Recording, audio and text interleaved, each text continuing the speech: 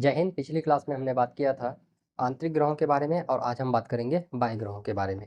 ठीक है, आंतरिक ग्रह मैंने बता दिया था कि आंतरिक ग्रह कौन कौन से हैं और हमने विस्तारित रूप से इस पर जो है चर्चा कर रखी है पिछली क्लास में। यदि आपको आंतरिक ग्रहों के बारे में विस्तारित रूप से जानकारी चाहिए तो आप मेरी पिछली क्लास देख लीजिए, उसमें आपको बहुत सही से तरीके से जो है जो क्वेश्चन आपके एग्जाम में बन सकते हैं वो सारे क्वेश्चन आपके कराए गए हैं। ठीक है, आज हमको बाह्य ग्रह पढ़ना है। सबसे पहले यह जान लेते हैं कि आंतरिक ग्रह किसको कहते हैं, बाह्य ग्रह किसे कहते हैं। मैंने कहा था क्षुद्र ग्रहों की पट्टी होती है। ठीक है, क्षुद्र ग्रहों की पट्टी के अंदर जो ग्रह आएंगे, ठीक है, उनको हम कहते हैं आंतरिक ग्रह, और जो बाहर की तरफ आते हैं उनको हम बोलते हैं बाह्य ग्रह। टोटल ग्रहों की संख्या हमारी 9 है, सॉरी, टोटल ग्रहों की संख्या हमारी 9 थी।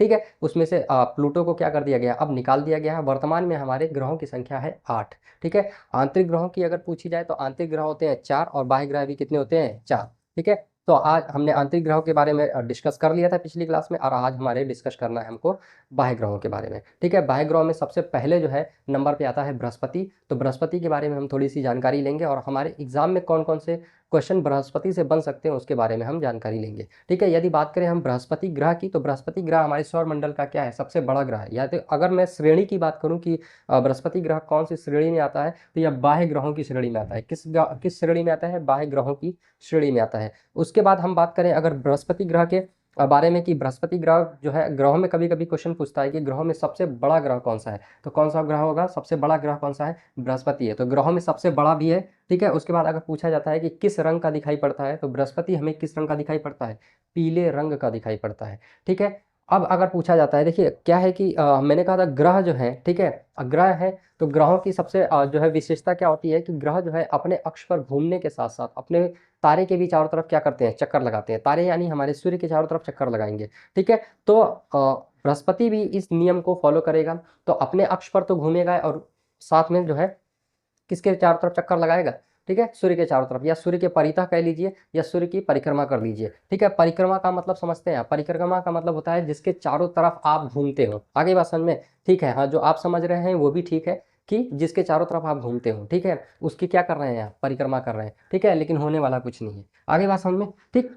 तो अपने अक्ष पर अगर पूछा जाए कि बृहस्पति अपने अक्ष पर कितने समय में घूमता है, तो 9 घंटे में घूमता है। कितने समय में घूमता है, 9 घंटे में। और सूर्य के परितः या सूर्य की परिक्रमा या सूर्य के चारों तरफ कितने समय लेता है घूमने में, 12 साल लग जाते हैं। आगे बात समझ में, तो बृहस्पति जैसे बड़े ग्रह को भी सूर्य की परिक्रमा करने में कितना समय लग जा रहा है, 12 साल लग जा रहा है। उसके बाद कभी कभी आपसे क्वेश्चन ये पूछता है कि भाई देखिए, जब सूर्य से आप जो दूरी बढ़ती चली जाएगी, सूर्य से, मैंने कहा तो सूर्य से जितना नजदीक कोई ग्रह होगा उसके उपग्रहों की चांसेस उतने ज़्यादा कम रहेंगे। जैसे कि मैंने बुध के लिए बताया था, बुध का कोई भी उपग्रह नहीं है। ऐसा क्यों नहीं है, क्योंकि देखिए वह सूर्य के बहुत ज़्यादा नज़दीक है। सूर्य के बहुत ज़्यादा नज़दीक होने की वजह से उस पर जो है सूर्य द्वारा आरोपित गुरुत्वाकर्षण का बल बहुत ज़्यादा अधिक होता है। इस वजह से उसका जो भी उपग्रह था, ठीक है, ऐसा नहीं है कि उसका उपग्रह नहीं था। ठीक है, उसका उपग्रह था या होगा, तो उसको क्या कर लिया गया है, सूर्य के द्वारा खींच लिया गया है। सूर्य के ग्रेविटी के द्वारा क्या कर लिया गया है, खींच लिया गया है। ठीक है, अब जैसे जैसे सूर्य के से दूरी बढ़ती चली जाती है तो सूर्य के गुरुत्वाकर्षण का मान क्या होता जाएगा, कम होता जाएगा। इस वजह से वहाँ जो है ग्रहों के अपने अपने उपग्रह देखने को मिलते हैं। तो क्या बृहस्पति का भी कोई उपग्रह होगा, जी हाँ, तो बृहस्पति के उपग्रह है। ठीक है, देखिए ऐसा होता है कि इसको हम इस तरीके से समझ सकते हैं कि जैसे कि जब बच्चे जो है, ठीक है, माँ बाप के पास रहते हैं या अपने दादा दादी बुजुर्गों के पास रहेंगे या उनके आश्रय में रहेंगे, तब तक तो वो समझ लीजिए कि हो सकता है, इट में भी चांस जो है कि उनके बिगड़ने के चांसेस बहुत कम हो। ठीक है, लेकिन आजकल के मॉडर्न युग के माँ बाप जो है अपने बच्चों को, ठीक है, या हम कहें कि समाज की दृष्टि से देखते हुए या अपने आप को समाज में उत्कृष्ट स्थान दिलाने के लिए हो सकता है, ठीक है, अपने बच्चों को कहाँ भेज देते हैं, हॉस्टल वगैरह में भेज देते हैं। तो देखिए जब बच्चा, जैसे जैसे मैंने कहा ना, जैसे जब माँ बाप के पास में रहेगा, माँ बाप के शरण में रहेगा, तो उसके बिगड़ने के चांसेस ज़्यादा कम रहते हैं। लेकिन जब आप उसको हॉस्टल में जा डाल देंगे तो उसके बिगड़ने के चांसेस, ठीक है, 90% है कि ज़्यादा हो जाते हैं। ठीक है, तो बहुत गहरी बात बता दी है मैंने। उसी प्रकार से भाई जब आप सूर्य के पास रहेंगे तो आपके उपग्रहों की संख्या बिल्कुल कम देखने को मिलती है, लेकिन जैसे जैसे सूर्य से दूरी बढ़ती जाएगी, उपग्रह यानी अपनी मन मर्जी होती जाएगी। आगे बात समझ में, ठीक है, जितने चाहे उपग्रह रख सकते हैं, अपनी मन मर्जी, हम चाहे जो करें। ठीक है भाई, अब माँ बाप तो देख नहीं रहे ना क्या कर रहे हैं क्या नहीं कर रहे हैं।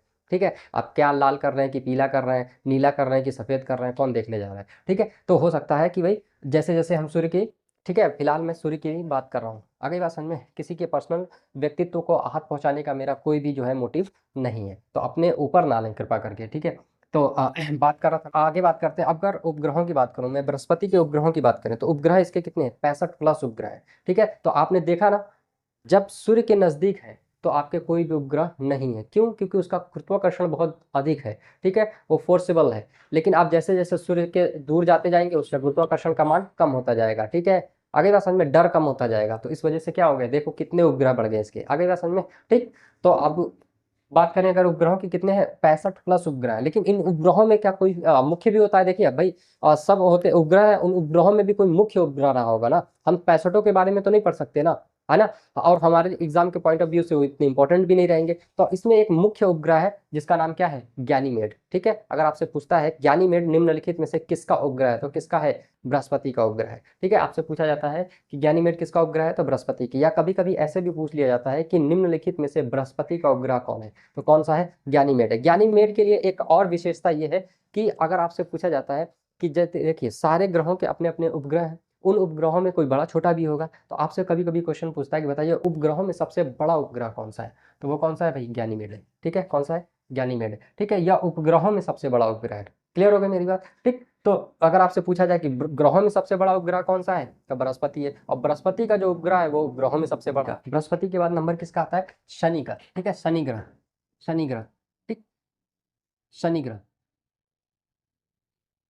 ठीक, एक शनि राशि भी होती है। ठीक है, हम कह सकते हैं नक्षत्र भी बोल सकते हैं। ठीक है, तो ये ग्रह है वो नक्षत्र अलग होता है। ठीक है, याद रहे, जब हम पढ़ेंगे ज्योतिष पढ़ते हैं तो ज्योतिष में शनि ग्रह का उल्लेख मिलता है हमको। ठीक है, शनि ग्रह जो है हमको जो है ज्योतिष में भी देखने को मिलेगा और आपको भूगोल में भी देखने को मिलेगा। तो शनि ग्रह ऐसा है जो आपको ज्योतिष में भी देखने को मिलेगा और भूगोल में, लेकिन ज्योतिष में इसका मतलब अलग है, लेकिन भूगोल में इसका मतलब अलग है। ठीक है, हाँ, आगे बात करते हैं। शनि ग्रह की बात करें तो यह क्या है भाई, ये भी बाह्य बाह्य बाह्य ग्रहों की श्रेणी में आएगा। किस में आएगा, बाह्य ग्रहों की श्रेणी में आता है, बाह्य ग्रहों की श्रेणी में आता है। ठीक है, कभी कभी क्वेश्चन ऐसे पूछा था, एक बार क्वेश्चन आपसे कैसे पूछ दिया था, लिखा था उसमें। ठीक है, आपने क्या कहा कि आपने अभी तक क्या पढ़े हैं, ठीक है, कि भाई आंतरिक ग्रह ये होते हैं, बाह्य ग्रह ये होते हैं, बड़ा ये है, छोटा ये है, इसका उपग्रह, इसका उपग्रह, इससे भी कोई क्वेश्चन बनता है नहीं। अब टेक्निकल क्वेश्चन बनते हैं। टेक्निकल क्वेश्चन कैसे बनते हैं, ऐसे क्वेश्चन बनते हैं कि अब पूछ लेता है आपसे कि बताइए निम्नलिखित में से बाह्य ग्रह कौन सा है। ठीक है, अब बच्चा अगर बाह्य ग्रह जानता होगा तब ना वो ऑप्शन देगा, तब ना वो आंसर देगा। इसलिए भाई कहने का मतलब, कोई आप एग्जाम में बैठे हैं और एग्जाम के पॉइंट ऑफ व्यू से देखते हुए, एग्जामिनर के दिमाग को पढ़ते हुए, कब क्या कहाँ से आ जाए, इसलिए अपनी तैयारी बेहतर रखिए। आगे बात समझ में। और एक चीज़ और मैं बता दूं, कंपटीशन लाइन ऐसी लाइन है कि यहाँ पे आप कॉन्फिडेंस नहीं कर सकते हैं। ठीक है, पता नहीं कब कहाँ से क्या चीज़ें आ सके, हम में भी पॉसिबल कभी नहीं हो सकते इन चीज़ों पे। आगे बात समझ में, ये समुद्र है। क्लियर, तो बाह्य ग्रहों की श्रेणी में आता है, किस ग्रहों की श्रेणी में आएगा, बाह्य ग्रहों की श्रेणी में आता है। ठीक है, अगर आपसे पूछे तो किस श्रेणी में आएगा, बाह्य ग्रहों की श्रेणी में आता है। ठीक, अब उसके बाद इसकी विशेषता क्या है, दूसरा सबसे बड़ा ग्रह है, दूसरा दूसरा सबसे बड़ा ग्रह है। ठीक है, शनि से अगर पूछा जाए तो शनि कौन सा ग्रह है, दूसरा सबसे बड़ा ग्रह, सबसे बड़ा ग्रह। ठीक है, सबसे बड़ा ग्रह है। उसके बाद अच्छा पूछा जाए सबसे कम घनत्व। ठीक है, एक बार हमने आपसे पढ़ा रखा था, सबसे कम घनत्व, सबसे ज्यादा घनत्व। सबसे ज्यादा घनत्व पृथ्वी का है, और सबसे कम घनत्व वाला अगर आपसे पूछता है तो सबसे कम घनत्व किसका है, शनि का है, सबसे कम घनत्व है। ठीक है, ग्रहों में सबसे कम घनत्व। ठीक है, सबसे कम घनत्व वाला ग्रह, कम घनत्व। ठीक है, घनत्व। ठीक है, घनत्व, सबसे कम घनत्व वाला ग्रह है। घनत्व समझते हैं ना। ठीक है, यदि देखिए घनत्व क्या है कि जब दो अणुओं के मध्य, हमने कहा कि कोई भी पदार्थ है तो दो छोटे छोटे पार्टिकल्स या छोटे छोटे अणुओं से मिलकर के बना है। ठीक है, तो इसको समझने का सबसे सिंपल तरीका ये है कि दो अणुओं के मध्य, ठीक है, या अगर मैं कहूँ कि एक पार्टिकल ये है और एक पार्टिकल ये है, ठीक है, और एक पार्टिकल ये है और एक पार्टिकल ये है, तो अगर मैं कहूँ कि दो अणुओं के मध्य बीच की दूरी, ठीक है, अंतर आणविक बल जितना ज़्यादा कम रहेगा, ठीक है, जितना ज़्यादा कम रहेगा, तो कम रहेगा तो घनत्व क्या रहेगा, अधिक। घनत्व क्या रहेगा, उल्टा होता है सेम। देखिए, कम रहेगा तो घनत्व होगा अधिक। दो अणुओं के मध्य की दूरी, एटम्स के बीच की दूरी जितनी ज़्यादा कम रहेगी, जितनी ज़्यादा कम रहेगी, उसका घनत्व क्या रहेगा, उतना ज़्यादा अधिक रहेगा। सेम इसका उल्टा होता है, सेम इसका उल्टा होता है। दो अणुओं के मध्य, दो एटम्स के मध्य के बीच की दूरी जितनी ज़्यादा अधिक रहेगी, जितनी ज़्यादा अधिक रहेगी, उसका घनत्व उतना ही ज़्यादा कम होगा, उतना ही ज़्यादा कम होगा। अब घनत्व से आपका कभी भी कोई क्वेश्चन गलत नहीं हो सकता है। ये फिजिक्स का चीजें पढ़ने को हमको मिलती हैं। ठीक है, लेकिन मैं आपको जियोग्राफी में ही बता दे रहा हूँ। ठीक है, तो घनत्व अब आप समझ गए होंगे। तो सबसे कम घनत्व पूछा गया है, तो इसका मतलब है इसके जो शनि के जो अणु होंगे, ठीक है, ठीक है। शनि ग्रह जो है, शनि ग्रह के जो मध्य जो अणु होंगे उनके बीच की दूरी क्या होगी, बहुत ज़्यादा अधिक होगी। इस वजह से यहाँ का घनत्व क्या है, बहुत ज़्यादा कम है। ठीक है। और एक चीज़ और भी है, जिसका जितना कम घनत्व होगा उतना ही ज़्यादा वो क्या होगा, ठीक है, हल्का होगा, उतना ही ज़्यादा वो क्या होगा, हल्का होगा। आगे बात समझ में। इसी प्रकार से आप ऐसे समझ सकते हो कि एक लोहे की बॉल होती है, एक लोहे की बॉल भी इतनी बड़ी होगी और एक प्लास्टिक की बॉल भी इतनी ही बड़ी होगी, दोनों का साइज सेम है, लेकिन यह पानी पर तैर जाती है। और ठीक है, अगर इस लोहे की बात करें, ठीक है, ये लोहे है, ये क्या है, प्लास्टिक है। ठीक है, ये प्लास्टिक है। ठीक, दोनों बॉल का, ठीक है, दोनों बॉल की अगर मैं बात करूं, दोनों बॉल का जो आयतन है या हमें आकार है, ठीक है, सेम है। दोनों बॉल का आयतन क्या है, सेम है। लेकिन यह पानी पर क्या हो जाएगी, तैर जाएगी, जबकि ये पानी में क्या हो जाती है, डूब जाती है। पानी में क्या हो जाती है, डूब जाती है। ठीक है। ऐसा क्यों है, घनत्व के कारण। ऐसा क्यों है, घनत्व के कारण। जिसका घनत्व ज्यादा रहेगा वो पानी में क्या होता है, डूब जाता है। ठीक है। और अगर आपको घनत्व, ठीक है, चलें ज़्यादा नहीं करेंगे, बस इतना ही समझने के लिए सबसे बढ़िया तरीका मैंने आपको बता दिया है। आगे बात समझ में, किसी चैनल पे ये तरीका नहीं मिलेगा आपको। चलिए आगे बात करते हैं। ठीक, उसके बाद अब मैं बात करूंगा तो सबसे कम घनत्व है। अगर सबसे कम घनत्व, तो मैंने कहा सबसे कम घनत्व होगा, घनत्व कम होगा तो क्या होने लगता है भाई, चीज़ें क्या होंगी, पानी पर तैर जाएंगी। तो अगर इसको पानी पर रखा जाएगा तो ये क्या करने लगेगा, पानी पर तैर जाएगा। अगर पानी पर रख दिया जाए शनि ग्रह को तो क्या हो जाएगा, पानी पर तैर जाएगा। ठीक है। क्वेश्चन पूछा जाता है कि कौन निम्नलिखित में से ऐसा कौन सा ग्रह है जो पानी पर रखने पर तैरने लगेगा। कौन सा ग्रह है, शनि ग्रह है। निम्नलिखित में से कौन सा ऐसा ग्रह है जिसका घनत्व सर्वाधिक कम है। ठीक है, कौन है, शनि ग्रह की बात कर रहे हैं। परिक्रमण, परिक्रमण, ठीक, परिक्रमण की अगर बात करें, ठीक, तो परिक्रमण कितना समय में करता है, सूर्य का परिक्रमण ये 29.5 साल में करता है। कितने साल में करता है, 29.5 साल। ठीक है, 29.5, या हम कह सकते हैं 29.5 साल में जो है सूर्य की परिक्रमा को क्या करता है, पूर्ण करता है। 29.5 साल में सूर्य की परिक्रमा को पूर्ण करता है। मैंने कहा इसका कोई उपग्रह भी है क्या, उपग्रह, अगर उपग्रह की बात करें, उपग्रह है क्या कोई इसके। ठीक है, तो जी हाँ, एक उपग्रह है। कौन सा उपग्रह है, ठीक है, इसको बोलते हैं टाइटन। कौन सा उपग्रह है, टाइटन, टाइटन, टाइटन नामक एक उपग्रह है इसका। ठीक है, जो सूर्य के जो है, शनि के जो है घूमने जो है शनि के जो है चारों तरफ परिक्रमा करता है। आगे बात समझ में। अब एक चीज और आपसे पूछी जाती है कि शनि का आपने कभी भी जो है स्ट्रक्चर देखा होगा, तो शनि का स्ट्रक्चर हमेशा इस प्रकार से बना करके दिखाया जाता है। ऐसा क्यों है, यह जो है रिंग इसके चारों तरफ कैसी है। ठीक है, तो एक्चुअली में ये जो रिंग आपको दिख रही है, धूल मिट्टी के कण है। क्या है, धूल मिट्टी के कण है, धूल मिट्टी के कण है, जो इसके चारों तरफ क्या करते रहते हैं, घूमते रहते हैं। ठीक है भाई, इसकी ग्रेविटी के कारण क्या हो रहे होंगे, इसके चारों तरफ घूम रहे होंगे। ठीक है, इसलिए इनको क्या, इसलिए शनि को और क्या, किस नाम से जाना जाता है, अगर उपनाम से पूछा जाए, उपनाम, शनि का उपनाम क्या है, वलय। ठीक है, वलय या छल्ले वाला ग्रह, या क्या बोले जाता है, छल्ले वाला ग्रह। कितने छल्ले वाला ग्रह, तो 7 छल्ले वाला, कितने, 7 छल्ले, 7 छल्ले वाला ग्रह भी बोलते हैं इसको, 7 छल्ले वाला ग्रह भी कहते हैं। ठीक है, तो शनि से बनने वाले ये क्वेश्चन थे। ठीक है, बाह्य ग्रहों की श्रेणी में आता है। दूसरा सबसे बड़ा ग्रह है, सबसे कम घनत्व है। अगर कम घनत्व है तो पानी पर क्या हो जाएगा, तैर जाएगा। परिक्रमण की अगर बात करें तो सूर्य के परिक्रमा कितने साल में करता है, 29.5 साल में करता है। उपनाम अगर पूछा जाए तो कितने ग्रह, कितने छल्ले वाला ग्रह कहलाता है, ये 7 छल्ले वाला ग्रह कहलाता है।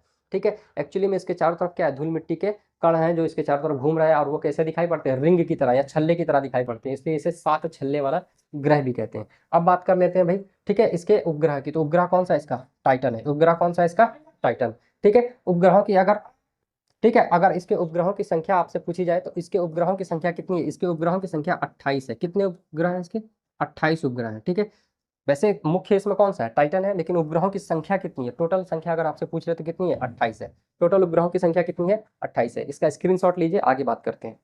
अब हम बात करेंगे तीसरा सबसे बड़ा ग्रह। ठीक है, तीसरा सबसे बड़ा ग्रह कौन सा है, अरुण है। तीसरा सबसे बड़ा ग्रह कौन सा है, अरुण है। ठीक है, अरुण ग्रह की अगर मैं बात करूं तो अरुण ग्रह भी किस श्रेणी में आएगा, बाह्य ग्रहों की श्रेणी में आएगा। सबसे पहली बात अगर पूछा जाए अरुण ग्रह से, तो तीसरा सबसे बड़ा ग्रह है, तीसरा सबसे बड़ा ग्रह है। ठीक है, तीसरा सबसे बड़ा ग्रह है, सबसे बड़ा ग्रह है। ठीक है, आज आपका कंफ्यूजन मिट जाएगा, पहला दूसरा तीसरा चौथा कौन बड़ा होता है कौन छोटा होता है। ठीक है, तो ये सारा ग्रह आपका कंफ्यूजन मिट जाएगा। तो आपको पता चल गया है पहला कौन सा है, बृहस्पति है, दूसरा कौन सा है, शनि है, और तीसरा आपका अरुण है। एक चीज और आपसे पूछी जाती है, अरुण ग्रह, ठीक है, अरुण ग्रह का रंग अगर आपसे पूछा जाए, रंग, ठीक है, तो किस रंग का दिखाई पड़ता है, ये हरे रंग का दिखाई पड़ता है। किस रंग का दिखाई पड़ेगा, हरे रंग का दिखाई पड़ता है। ठीक है, आपसे कभी कभी क्वेश्चन पूछता है ऐसा निम्नलिखित में से ऐसा कौन सा ग्रह है जो हरे रंग का दिखाई पड़ता है, तो कौन सा दिखाई पड़ता है भाई, अरुण ग्रह दिखाई पड़ता है। ठीक है, एक चीज और भी है, सूर्य की गुरुत्वाकर्षण के कारण, ठीक है, सूर्य के गुरुत्वाकर्षण के कारण यह जो है इस, मतलब सूर्य की तरफ इतना ज्यादा झुका हुआ है। ठीक है, इतना ज्यादा झुक गया है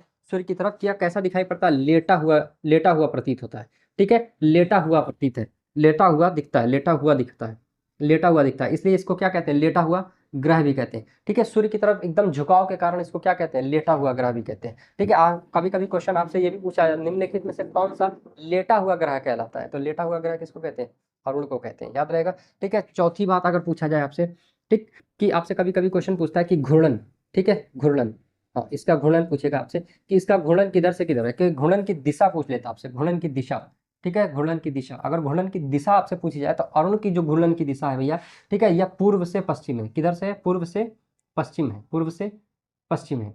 ठीक, अब आप कुछ सोचोगे कि पूर्व से पश्चिम यानी जितने भी ग्रह हैं, ठीक है, देखिए दो ग्रह ऐसे हैं, शुक्र और अरुण, शुक्र और अरुण ऐसे ग्रह हैं जो पश्चिम से पूर्व घूमते हैं, बाकी सारे के सारे ग्रह जो है पश्चिम से पूर्व घूमते हैं, और ये सॉरी, ये दोनों जो है अरुण और शुक्र जो है दोनों पूर्व से पश्चिम घूमते हैं, बाकी सारे के ग्रह कैसे घूमते हैं, पश्चिम से पूर्व की तरफ घूमते हैं। अब अगर मैंने कहा कि पृथ्वी, पृथ्वी किधर से किधर घूमती है, पश्चिम से पूर्व घूमती है, पश्चिम से पूर्व घूमती है, तो यहाँ सूरज किधर से निकलता है, पूरब से निकलता है। देखिए एक चीज याद रखिएगा, ठीक है, जो जहां पर खत्म हो रहा होगा आकर, अगर मैं पृथ्वी की बात करूं तो पृथ्वी जो है पश्चिम से पूर्व घूमती है, पश्चिम से पूर्व घूमती है। ठीक है, तो कहां से कहां घूम रही है, पश्चिम से पूर्व घूम रही, तो जिधर आकर के तीर रुकेगा वहीं से सूर्य निकलेगा। तो अब आप बता सकते हो कि अरुण जो है कि घूर्णन की दिशा क्या है, पूर्व से पश्चिम है, तो पश्चिम पर आकर के ये तीर रुक रहा है, तो यहाँ पर सूर्य किधर से निकलेगा, पश्चिम से। तो क्वेश्चन पूछा जाता है कभी कभी टेक्निकल क्वेश्चन बनाना होता है उसको, तो घुमा देता है, कभी कभी पूछता है ऐसा निम्नलिखित में से कौन सा ग्रह है जिस पर सूर्य जो है पश्चिम से उगता है, तो यहाँ सूर्य किधर से निकलेगा, यहाँ सूर्य किधर से निकलता है, सूर्य पश्चिम में उगता है, सूर्य किधर से उगता है, पश्चिम में। ठीक है, सूर्य पश्चिम में उगता है। ठीक है भाई, इसके घूर्णन के कारण यहाँ पे सूर्य किस दिशा में उगता है, पश्चिम में उगता है। ठीक है, बहुत लोग कहावत कहते हैं कि आज सूर्य पश्चिम से कैसे निकल गया, भैया अरुण पे लेते चले जाना, ठीक है, वहां पे सूर्य किधर से निकलता है, पश्चिम में। ठीक है, आज सूर्य पश्चिम से उगा कर दिखा दीजिएगा आप कि देखो भैया अरुण पे सूर्य किधर से निकलता है, पश्चिम से निकलता है। ठीक है, अब अगर इसके उपग्रह की बात की जाए, उपग्रह, उपग्रह की अगर बात की जाए, उपग्रह कितने हैं, टोटल उपग्रह इसके 21 है, टोटल उपग्रह इसके कितने हैं, 21 है, लेकिन दो प्रमुख हैं। दो कौन कौन से, एरियल और मिरांडा।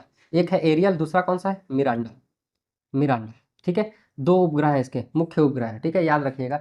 अगर आपसे पूछा जाए अरुण के दो उपग्रह कौन कौन से हैं, एक है एरियल और दूसरा कौन सा है, मिरांडा। ठीक है, तो अब उपग्रहों की संख्या टोटल कितनी है, 21 है, टोटल कितनी है, 21 है, उनमें से मुख्य कौन से, एक एरियल और दूसरा कौन सा है, मिरांडा। याद रहेगा ना। ठीक है, अरुण ग्रह की बात कर रहे थे हम। तीसरा सबसे बड़ा ग्रह है, रंग कैसा है, हरे रंग का है, सूर्य की तरफ झुकाव के कारण कैसा दिखाई पड़ता है, लेटा हुआ। घूर्णन की अगर बात करें तो किस दिशा से किस दिशा में घूमता है, पूरब दिशा से पश्चिम में घूमता है, और पूर्व से पश्चिम घूमने के कारण यहाँ सूर्य किधर से निकलता है, पश्चिम से निकलता है। ठीक है, उपग्रहों की संख्या की अगर बात करें तो कितनी है, 21 है। ठीक है, मुख्य दो उपग्रह कौन कौन से हैं इसके, एरियल और मिरांडा है। ठीक है, स्क्रीनशॉट लीजिए।